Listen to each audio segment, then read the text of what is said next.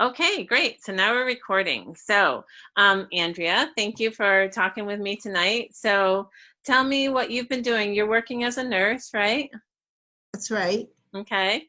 And so, what have your experiences been like? You had been working, you just said, outside of Boston or in Boston? Well, yeah, it started in Boston. The company that I'm working for, it's a recruiter from Michigan, and I've been working for this recruiter since 2015.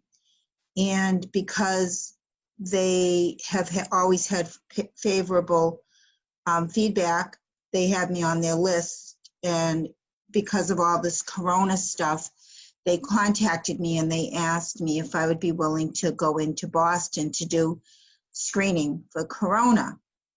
And I don't like to drive long distance like that. So this company, it was awesome. They set me up in a hotel in Boston for a whole week at a time. So I would leave my family for 1 week. They sent an Uber to get me. They sent an Uber to and from the event. And so in Boston, I was set up at the Bank of America building on Federal Street. And all we had to do, it was myself and another nurse, and every day it was a different nurse. And what we did was we screened temperature screenings and asking questions to the employees that work there. Now, in that building, there's like 37 floors, and there was only about 50 people in the whole building. The people that were there were essential people like stockbrokers and executives and whatnot. I met a lot of interesting people. I was like blown away. I met a man who told me he used to be Secret Service to President Bush. I was impressed. He liked me. He gave me his card. He says, "You need anything, Andrew, you come and see me immediately." And there was one day that, I mean, everything was shutting down, food. We didn't know where to go. So I said, "Oh, I'll go find John. He'll let us know what's in the area." Well, when I walked down to his office, he was on the phone with Washington, D.C., and I was like, "Ooh, he's really important, so I didn't want to bother him. So I said, "Well, I won't ask." Excuse me, I'm getting a phone call. I'm going to just hang up. So I'll talk to her later. But anyway, so anyways, he was really nice. I met some really, really nice people. I'm not a city person, so like trying to navigate around Boston, I stepped out of my comfort shell, and people were willing to help you, and people banded together, and that's what I noticed. And the hotel that I was, Al, can you get this, please? She's calling. So one of the security guards said to me, "Do you know that the hotel that you're staying in, if you step outside and you take a right, you can walk right down to the waterfront?" And I go, "Oh God, I don't want to get lost." He goes, "You can't get lost." He goes, "Take a right out of your hotel, walk down the street, and you'll hit the water." So I said, "I'm going to do it." And I did. And I was proud of myself. I took pictures of boats and whatnot. And Al was really impressed. He goes, "Wow, this isn't you to do something like that." And I found my way around Boston myself. And some of the Uber drivers were very nice, and some of them were kind of scary. And so I bet it sounds very, it's like a unique experience there. So were you testing people so that they'd be able to do their job? So if someone was sick, No, how it worked in Boston was if somebody felt ill, they had to call human resources, and they had to explain what was going on, and then they told them to come down and see the nurses on the 10th floor. And then, but they didn't want it publicized because they didn't want to panic situation going on, everybody rushing down and saying, oh my God, I got corona. But so we just basically did temps. We asked questions and screened them. And we had this one woman, she was kind of like very nervous. She came down and saw us every day. And I'm like, she's just like very nervous. But after I did an assessment, it was determined she just had allergies, but she came and saw us every single day. And I'm like, you know what? I said, you need to probably call your doctor because you have allergies, and that's what I'm sensing. But if you really feel uncomfortable about being here and you're really scared, you need to talk to your doctor. But there's no reason for me to be able to send you home because you're not exhibiting any of the symptoms. So. And did you have to wear a lot of protective gear when you were there? What we did, we had all the PPE, and then all we were doing was the temperature screening until one day, one of the nurses and we were called. I was getting called from all these people from New York because the headquarters was in New York. I didn't even know half these people, and I'm like, oh dear God, I can't keep all these people straight. They were all calling me and you know, I'm so-and-so and I'm with the New York headquarters and I take care of this, Andrea, and this is what we're doing and this is what we need. And there was one day they said, oh, first of all, I got a crate in and I opened the crate and I go, uh-oh. I said, these are the swabs. And I said, and these are the deep swabs, the pharyngeal, the nasal pharyngeal ones that go way, way back. And I go, I didn't think we were supposed to do that. So I put it aside and I contacted one of the guys from New York and I go, what is this? Nobody told us this. And he goes, yes, we're going to start doing these. And I go, here? And he goes, yes. But what ended up happening was they wanted somebody to drive to one of the executives' homes and test him from his home. And I, like I said, I didn't have my vehicle, but the man that I was working with did. And so he said, I'll drive. So, which left me alone. And they gave him a really phenomenal bonus to do that, to drive to this man's house, go in his home, swab him, and then drive to Quest Labs. So I said, oh, good for you. You know, that's great. You know, I can't do it. So the man said, well, I didn't forget about you because you're by yourself. I'm going to give you a bonus too. And I'm like, are you kidding me right now? And I said, really? Honestly? And he goes, yes, you nurses really deserve this. And it was really refreshing and nice to feel appreciated because I've worked as a nurse for 39 years and you don't really often get appreciated or thank you or whatever. This company, I can't say enough for them. They have always made all of us feel special. Nurses Week, they gave each one of their nurses. Now this company is widespread across the whole United States, okay? They gave each nurse a $10 gift card. That's a lot of money when you think of all the nurses. Yeah. So then after Boston, they contacted me and they said, listen, we'd like to put you more in your neck of the woods. How about Worcester? And I said, sure, that's much better. I can drive. So the first place they set me up was National Grid in Worcester. And so I worked probably 3-4 days a week. And then I ran into an old friend of mine from the Wellness Flu Clinic. And she said, oh my God, it's so nice to see you. She said, this event is only one nurse.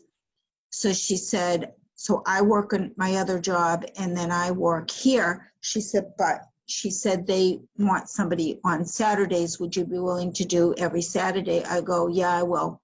So she worked Monday through Friday and I worked Saturdays. So after that, same kind of testing, like temperature? No, we did temperature screenings at National Grid and we asked the respiratory questions. So after that, they contacted me and they said, would you be willing to go to the AbbVie company? You've done the flu clinic there, and that's a little bit more detailed. And I said, oh, okay, what goes on there?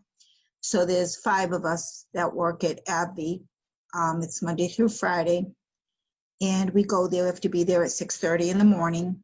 And we were getting out at 5 every day. So it was 10.5 hours. So long days. And then Saturday, I worked at National Grid. So I was working 6 days a week. And at the AbbVie company, it was really cool. They set us up, they built it in 2 days, a double wide trailer. It's all sectioned off. We've got a break room. We've got a lab room. We've got a bathroom. There's hot water, running hot water. There's electricity. There's heat. I'm like, they put this up inside of 2 days. And there's a canopy tent because people can't come in the trailer because they'll contaminate. So they will drive through the tent, and then we go outside and we do the swab, and we have 2 machines that we can run, and we can spit the results out in 15 minutes. Wow. Yeah, so it was really phenomenal. We had to get trained in everything. I had to get trained in how to run the machine, to troubleshoot the machine, how to swab, paperwork appropriately, and then all the stuff that goes wrong with the trailer, how to fix it. We've had all kinds of issues. We had leaky toilets to leaky faucets, and interesting. But yeah, so will you keep doing this then? Will you keep doing this then for a while? Well, I'm going to do it as long as it goes. They spent a lot of money on this. They spent a lot of money. So the employee health nurse said, you're not going anywhere. Mm-hmm. They spent megabucks. Each one of those machines is 10,000. And they got 2. Each cartridge is 800. Plus, not to mention the trailer with all the stuff, the heat and everything for us. So yeah, we're not going anywhere. So how does it feel to be, doing what everyone is talking about, which is the testing, I mean, so you're really Well, at first I was a little bit scared. I was a little apprehensive, but I'm a nurse and that's what I do. And I try to be as careful as I can. And we kind of look out for each other. Like, they're coming from all different backgrounds. There's nurses that have worked in ICU, emergency room. So we have each other's back. And if you're not careful and you're not watching exactly what you're doing, you can contaminate yourself. And so you got to think at all times exactly what you're doing and pay attention and not get sidetracked. And a couple times I guess I wasn't paying attention because I had a million things going. And one of the nurses, she's Adam's age, and she told me today, she goes, I love you. She said, you're like a mother to me. She says, I love you. And she said a couple times in the beginning, she said, Andrea, be careful. She said, stop right now. And I go, oh, what did I do? She said, you almost contaminated. I go, oh God.